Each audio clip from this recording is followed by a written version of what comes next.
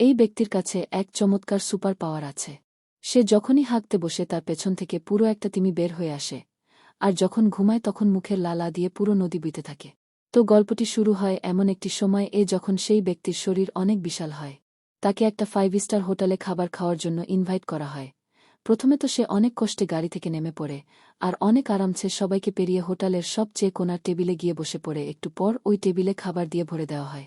এরপর সে আস্তে আস্তে খাবার খেতে থাকে।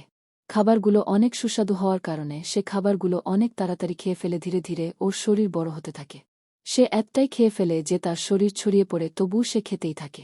ধীরে ধীরে সে হোটেলের সব খাবার শেষ করে ফেলে। কিন্তু এখনও ওর ক্ষুধা শান্ত হয়নি। ও ওর চারিদিকে তাকিয়ে দেখে এবং হঠাৎ করে সে একটা গেস্টকে মুখের ভেতর গিলে ফেলে। এরপর সে হোটেল থেকে বের হয়ে কোথাও বসতে চায়, কিন্তু অজান্তে একটা উড়োজাহাজকে পিষে ফেলে, আর বাথরুম করার সময় সে ওখান থেকে একটা তিমি বের করে ফেলে।